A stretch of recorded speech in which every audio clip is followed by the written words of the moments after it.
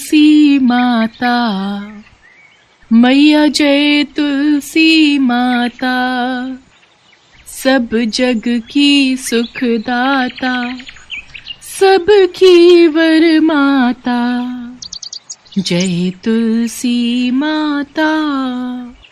हे तुलसी मैया, मेरे घर परिवार में अपनी कृपा बनाए रखना। जय तुलसी माता। माँ, आप रोजाना तुलसी के पौधे की पूजा क्यों करती हो? महिमा, तुलसी माता हम सबकी माँ है और वो हमारी हर दुख में सहायता करती हैं। इसलिए जीवन में कभी भी अपने आप को अकेला महसूस करो तो तुलसी माता को याद करना, वो तुम्हारी सदैव रक्षा करेंगी। अरे जानकी, बस छूट जाएगी, फिर शाम तक इंतजार करना होगा। महिमा, मुझे आने में 2 से 3 दिन लग जाएंगे। मेरे पीछे से तुलसी मैया की देखभाल अच्छे से करना और चाची जैसा कहें उनकी बात को मानना। अगर बापू की दवाई वैद्य जी ने जल्दी बना दी तो हम जल्दी लौट आएंगे। माँ, तुम चिंता मत करो, मैं तुलसी मैया की पूरी देखभाल करूंगी। आप बापू के साथ आराम से जाओ। सुमन, ये मेरी अलमारी की चाबियां रख लो, उसमें मेरे सारे जेवर रखे हैं। चाबी साथ में ले गई तो कहीं खो न जाए। अरे कोई बात नहीं भाभी, आप आराम से जाओ, मैं पीछे से महिमा को कोई परेशानी नहीं होने दूंगी। महिमा की माँ जानकी तुलसी माता की बहुत पूजा करती थी, इसलिए वो जाते हुए तुलसी माँ की पूजा की सारी देखभाल महिमा को दे जाती है। पर विधि का विधान कुछ और ही लिखा था। जिस बस से महिमा के माता पिता जा रहे थे उस बस का एक्सीडेंट हो गया और हादसे में महिमा के माता पिता मारे गए। महिमा का अपने चाचा चाची के सिवाय इस दुनिया में और कोई नहीं था। महिमा बिटिया, रो नहीं, देखो तुम्हारे चाचा जी तुम्हारे साथ है ना। मैं भी तो तुम्हारे पिता की तरह ही हूँ ना। तू यहाँ बैठ, मैं तेरे लिए गरम गरम जलेबी लेकर आऊंगा, ठीक है? तुझे अच्छी लगती है ना? अरे पागल हो रहे हो क्या? इस अभागिन के लिए कुछ भी लाने की जरूरत नहीं है। अपने माँ बाप को खा गई है ये, अब ये जलेबी खाकर क्या करेगी? जो घर में रूखा सूखा पड़ा है वही खाने दो इसे। ज्यादा सिर चढ़ाने की जरूरत नहीं है। अपनी पूजा बिटिया के बारे में तो इतना कभी नहीं सोचते। चाची, मुझे भूख नहीं है, आप मुझे वो रोटी दे दो, मैं वो खा लूंगी। पहले मैं तुलसी में दिया जला दूं, शाम का समय हो रहा है। माँ हमेशा संध्या के समय तुलसी में दिया जलाती थी और वो मुझे कहकर गई थी कि मैं सुबह शाम तुलसी माता की सेवा करूं। खुद तो तेरी माँ ऊपर चली गई और तेरे ऊपर ये काम छोड़ गई है। घर के काम पहले खत्म कर, बाद में तुलसी में दिया जलाना। महिमा शाम का खाना बनाती है। सारा काम खत्म करके वो तुलसी में दीपक जलाती है और वहीं तुलसी माता के पास बैठकर रोने लगती है। तुलसी मैया, माँ क्यों चली गई? माँ बापू के बिना दिल नहीं लगता, मैं उनके बिना बहुत उदास हूँ, मुझे नींद भी नहीं आती। माँ कहती थी आप तो सबकी माँ हो। माँ, मुझे बहुत डर लगता है, आप मेरे साथ रहोगी ना? महिमा आंगन में बैठी रो रही थी, तभी उसे तुलसी के पौधे में से आवाज आती है। महिमा, डरो नहीं, जब तक मैं तुम्हारे साथ हूँ तुम्हारा कोई भी बाल बांका नहीं कर पाएगा। बेटी, तुम बिल्कुल भी चिंता मत करो। तुम्हें जब भी कोई परेशानी हो तो तुम मुझे याद कर लेना, मैं तुम्हारी मदद को आ जाऊंगी।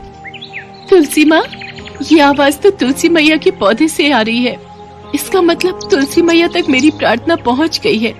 मैया, अब मैं बिल्कुल भी नहीं डरूंगी, मैं जानती हूँ आप मेरे साथ हो। महिमा तुलसी माता की आवाज सुनकर खुश हो जाती है। उसको यकीन था कि तुलसी माता का आशीर्वाद उसकी माँ के रूप में उसके साथ था। पर महिमा की चाची के स्वभाव में बहुत अंतर आ गया था। वो तो बस यही चाहती थी कि जो भी जेवर महिमा की माँ उसे देकर गई थी वो उन जेवर को हड़प ले, पर माँ तुलसी के होते हुए ऐसा कभी नहीं हो सकता था। ये सारे जेवर चुपचाप संदूक में छुपा देती हूँ और किसी दिन मौका देखकर सारे जेवर बेच दूंगी और पैसों को अपने पास जोड़कर रख लूंगी। ये पूछेंगे तो बोल दूंगी चोर चुरा कर ले गया। महिमा की चाची सारे जेवर संदूक में बंद करके ताला लगा देती है।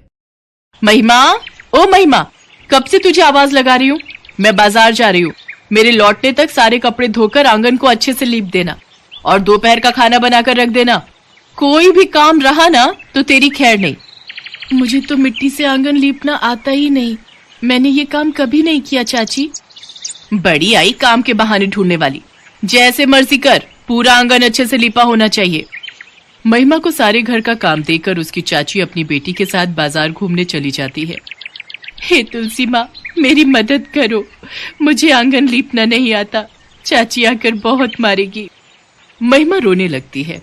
तभी उसके सामने तुलसी माता प्रकट होती हैं और एक साधारण स्त्री का रूप ले लेती हैं। बेटी, तुम चिंता मत करो, लाओ मिट्टी दो, मैं तुम्हारा पूरा आंगन लीप देती हूँ। माँ, मैं जानती थी आप मेरी मदद को जरूर आओगी। साधारण स्त्री के रूप में माता तुलसी मुस्कुराने लगती हैं। कुछ देर बाद महिमा देखती है माँ तुलसी ने कुछ ही पलों में सारा काम खत्म कर दिया। माँ, आपने तो सारा काम चुटकियों में ही खत्म कर दिया। अब चाची मेरे ऊपर गुस्सा नहीं करेंगी। बेटी, अब तुम थोड़ी देर आराम से सो जाओ। महिमा वही तुलसी के पौधों के पास सो जाती है और देवी तुलसी अंतर ध्यान हो जाती हैं। महिमा की चाची जब घर आकर सारा काम निपटा हुआ देखती है तो वो हैरान रह जाती है। अब वो रोजाना कठिन से कठिन काम महिमा को देकर जाने लगी, पर तुलसी माता आकर सारा काम कर देती थी। एक दिन महिमा की चाची ने चोरी छुपे तुलसी माता को स्त्री के रूप में घर का काम करते हुए देख लिया। ये बात है, तब भी मैं कहूँ महिमा इतनी जल्दी तो घर के काम नहीं निपटा सकती। ये किसी औरत की मदद लेती है जो यहाँ पर इसके बदले घर का काम करती है। कहीं ऐसा ना हो इसने पूरा घर ही लुटा दिया हो। कोई भरोसा नहीं है, ये काम के बदले इसे कुछ न कुछ जरूर दे रही है।